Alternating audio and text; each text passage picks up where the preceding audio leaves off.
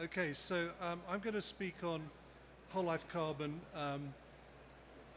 the RICS methodology, and net zero, which I hope is what I'm supposed to be speaking on.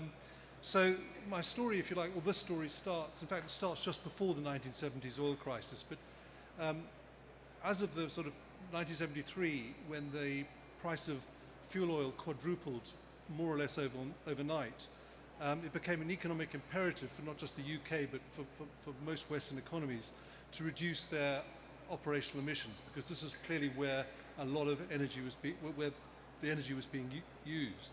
But of course, things have moved a bit, and we're now less concerned about the economics of and the cost of oil, but we're much more concerned about global warming. So that's meant that we're now looking more widely at these issues, and we've now brought in things like embodied energy, the energy associated with manufacturing and producing buildings and over their lifespan.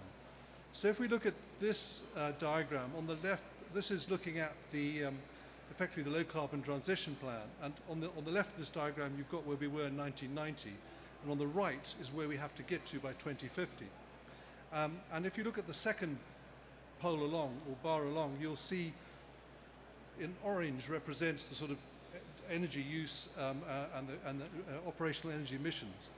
But the embodied emissions are, so if you like, buried in amongst all those grey blocks. And we need to get all those grey blocks and the orange blocks down to where the green ones are. So significant reductions have to be made. And a lot of this, particularly the embodied side, is not yet covered by legislation.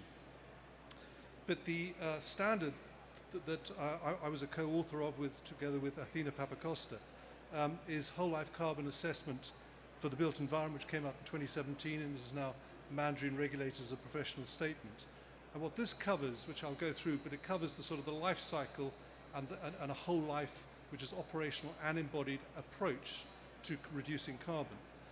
If you find that a bit heavy going, there's also the embodied and whole life carbon assessment for architects, which I wrote, which is a much easier read, and it also takes you through the sort of RIBA stages. So the life cycle stages look something like this, which you probably can't read. This comes, if you like, directly out of the British and European standard EN 15978. And it was intended to provide consistency in reporting. So to take you through this, so the first part of this is the product stage, which is modules A, A1, A2, and A3, which cover things like raw material supply, transport, and manufacturing. And what you're looking at here on the left is a bauxite mine in Australia for producing aluminium. Now clearly, if you're using recycled aluminium, you don't need to buy virgin material from Australia and ship it across to the UK. And on the right there, you've got a picture of manufacturing. And again, whether it's recycled material or virgin material has an impact on the colors you choose and so on. So the second stage is the construction stage, which is transport and site works. And as you can see on the left there, you've got all that stuff has to be brought to site, the steel and concrete and so on, and the finishing trades to ultimately build that building. And that's a significant, obviously, amount of carbon. And that takes you up to practical completion. The building is finished. But then we have the in-use stage. And the in-use stage is also very important because over the life of, say, this office building on the left, that cladding went on about 30 years after the building was built, which seems grotesquely inefficient.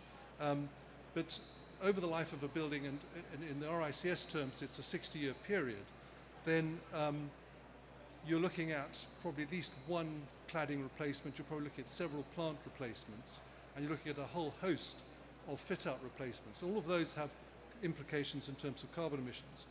And then, of course, we've got operational energy use, which is heating, lighting, cooling, small power, and so on, which is obviously a significant amount. And moving on to end of life, which is to do with demolition, transport, waste processing, and disposal. And all of those things, again, have carbon costs. Again, these can be mitigated, as I will show you in a second, through circularity, but it's a question of thinking of all of those stages to this point as being carbon emissions costs.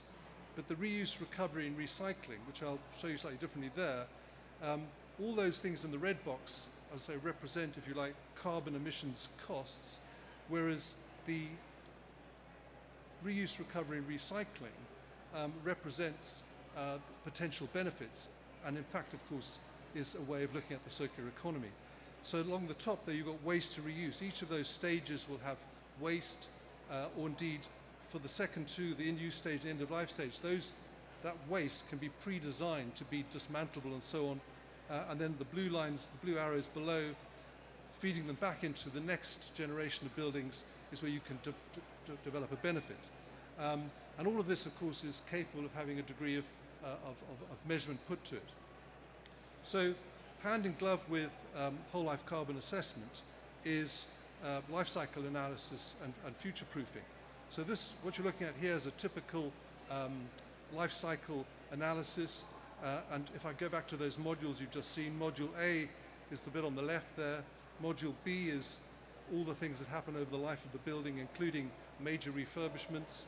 End of life is the demolition disposal.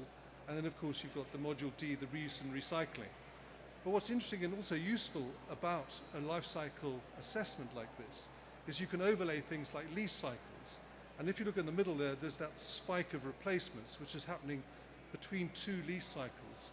Does that mean your lease cycle ends earlier, or does it mean that you've got an inefficiency problem, that you keep things ticking over for the extra 5 years? But either way, it's not a very efficient outcome, and it's really a question of looking at those things. You can also overlay the impact of climate change and see, well, you know, if I'm putting cladding in to last, let's say, for 80 or 100 years, what does that mean in terms of 2 degrees after 40, 50 years or further on? So you can look at all these things using life cycle analysis. Now, one of the things that's also been interesting, and I mentioned at the beginning, the point in 1973, and on the left-hand side there, you've got a pie chart representing that sort of 1973 vision or view, if you like. This is a diagram that was produced by, it comes from a minimizing energy and construction from the universities of Cambridge and universities of Bath. And you can see there that on the left, it's all about the operational emissions. But because we've had regulations pushing down on this, the proportion has changed. And when we get to the 2020s and 2050s, according to this diagram, it's going to be much more about embodied emissions. And the RICS document has this, and the shades of grey represent operational emissions.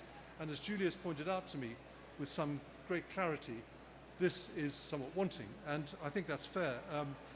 What we tried to do here was the dark grey represents the Part L calculations provided by the engineers, and the light grey represents an assumption against the performance gap and so on. So if this was done according to something more like TM54 or say designing for performance, clearly though that grey bit would change. It would probably get bigger, quite a lot bigger.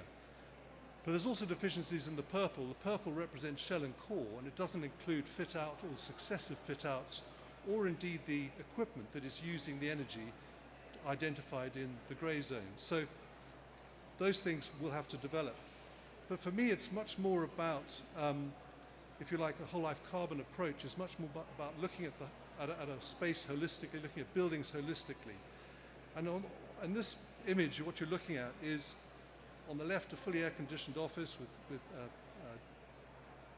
curtain walling, and on the right, a sort of similarly lit space, if you like, but it's hole-in-wall, naturally ventilated. But of course, invariably, what we're trying to achieve with those, either space, is an equivalent to habitability. And if you look at the makeup of those spaces, they're made completely differently. The materials that go into them is very different, but also so is the energy that is used to modulate those spaces to achieve equivalent temperature, indoor air quality, and so on. So if you like, the whole life of thinking is to look at all of these things holistically, looking at the materials that go into a building, looking at the energy that it uses as a sort of as a system, if you like, and how do we optimize that. So a bit about net zero, and what I'm describing to you now has really come from the UK Green Building Council, who are looking at redefining net zero. And what you're looking at there in the green box represents the sort of, if you like, the scope of a traditional net zero assessment, which is the operational emissions. But a whole life carbon net zero would have to cover all of those things.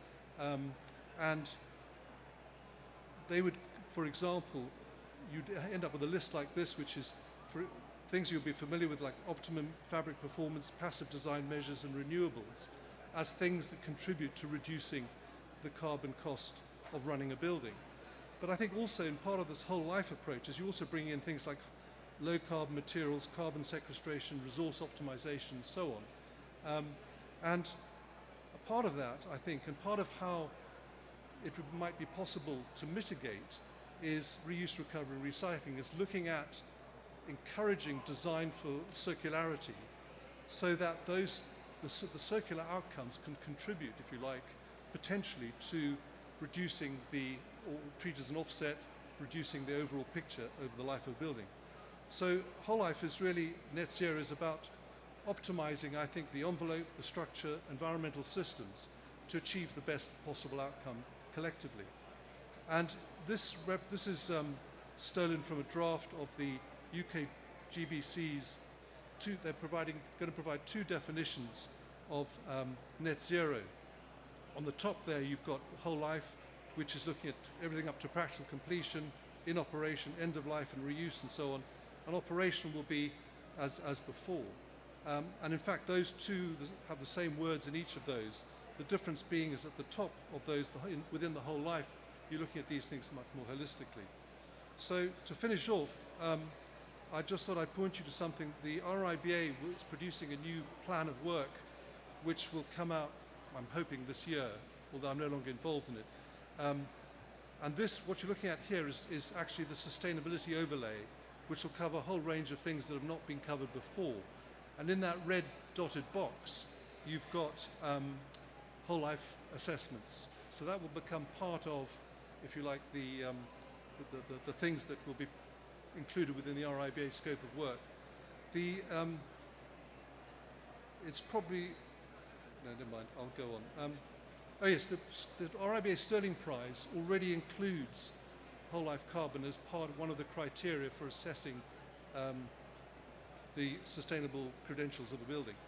I've also just thought I'd put this in, is that the new London plan, which should be coming out soon, in the latest August draft, also includes a whole life requirement for referable schemes. And indeed, the Mayor's environmental statement of May last year specifically identifies the RICS document as a source of.